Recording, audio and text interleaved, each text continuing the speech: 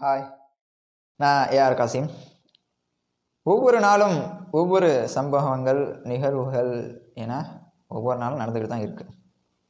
அதில் பிரச்சனைக்குரியது, பிரச்சனைகள் இல்லாதது, மனதுக்கு சங்கடம் தரக்கூடியது, மன மகிழ்ச்சி தரக்கூடியது என பல வகையாக பிரியுது. அதில் உயர்ந்த எண்ணம், நல்ல எண்ணம், நல்ல சிந்தனை, நம்மளுடைய நோக்கம் எல்லாமே சரியான பாதையில் போகிறது நல்லது. ஏன் அப்படி நான் சொல்கிறேன்னா, இன்றைய காலத்திற்கு ஏற்றாற்போல் ஒவ்வொரு நிகழ்வுகளும் எவ்வளவோ சம்பவங்கள் ஏழை சாமானிய மக்களை பாதிக்கக்கூடிய வகையில் எவ்வளவோ நிகழ்வுகள் இன்றைக்கி நடந்துக்கிட்டு இருக்கு. அது குறிப்பாக சொல்லணுன்னா அத்தியாவசிய பொருள் இதெல்லாம் இன்று ஏற்றம் காணக்கூடிய நிலையில் இன்றைக்கி இருக்குது.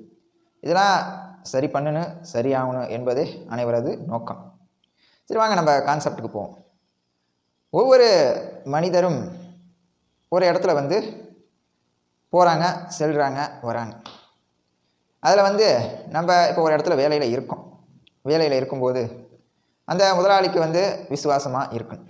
அதுதான் சிறப்பு, அதுதான் வாழ்க்கையின் முன்னேற்றம், ஒவ்வொரு படியாக மேலே போகிறது அப்படின்னு சொல்லுவாங்க. பேசிக்காக போய்கிட்டே இருக்க வேண்டியதான். நம்ம முதலாளிக்கு விசுவாசமாக இருக்கணும். ஏன் திடீர்னு இந்த வேலை முதலாளி விசுவாசம் அப்படின்னு சொல்கிறதுக்கான காரணம் என்ன? ஒரே குழப்பமாக இருக்கு அப்படின்லாம் நினைக்காதீங்க. இப்போ தெளிவுபடுத்திடுவோம். சவுதி அரேபியாவில் சூடான் நாட்டை சார்ந்த ஒரு நன்மனிதர் யூசுப் அங்கே ஆடு மேய்ப்பதற்காக வேண்டி வேலைக்கு செல்கிறாங்க. அங்கே செல்லும்போது பாலைவனத்தில் அந்த ஆடை மேய்ச்சிக்கிட்டு இருக்காங்க. அப்போ அந்த ரோட்டோ வழியாக 4 பேர் வராங்க. எனக்கு ஒரு ஆடு கொடுங்க, உங்கள் முதலாளிக்கு தெரியாமல் அப்படின்ட்டு சொல்கிறாங்க. ஆனால் அந்த ஆடு மேய்க்கும் மனிதரோ, இல்லை நான் தரமாட்டேன், உங்களுக்கு 100 ரியால் தரேன், 200 ரியால் தரேன், 300 ரியால் தரேன் அப்படின்னு ஆசை வார்த்தை கூறினாங்க. அப்பையும் மசையில்.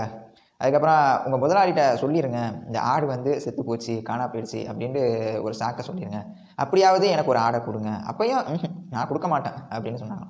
ஏன் இவ்வளோ பிடிவாதம் பிடிக்கிறாங்க அப்படின்னு சொல்லிட்டு அந்த காரில் வந்த 4 பேரும் கேட்குறாங்க. ஏன் முதலாளியை ஏமாற்றிடலாம், ஏன் சுற்றுப்புறத்தாரை ஏமாற்றிடலாம், ஆனால் படைத்த இறைவனை ஏமாற்ற முடியாது அப்படின்னு சொல்லிட்டு அந்த ஒரு செய்தி அனைவரையும் ஒரு மெய் சிலுக்க வச்சிருச்சு.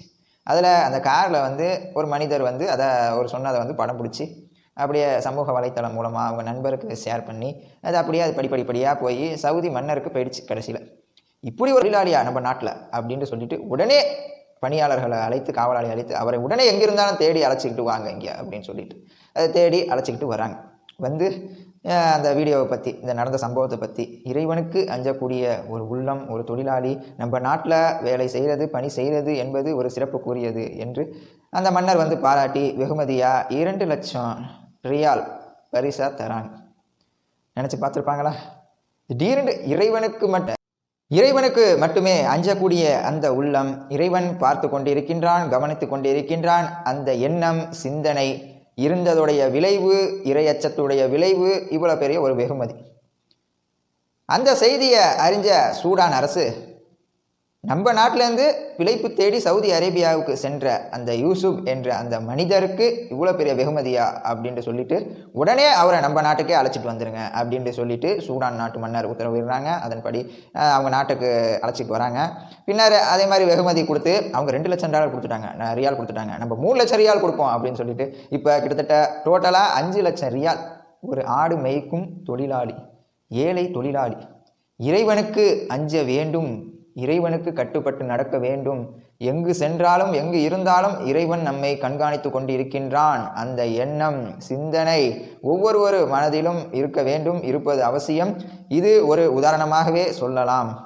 எனவே நம்ம இதன்படி நடக்கணும், செயல்படணும்.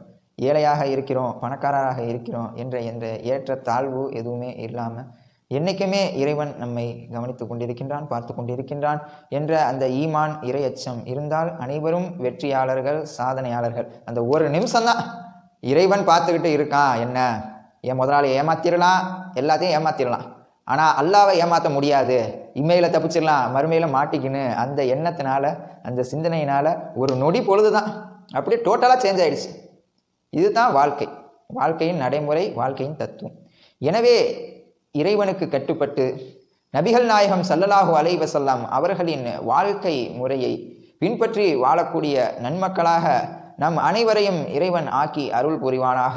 வாஹிர் தாவானா அல்ஹம்துலில்லாஹி ரப்பில் ஆலமீன். அஸ்ஸலாமு அலைக்கும் வரஹ்மத்துல்லாஹி தஆலா வபரகாத்துஹு.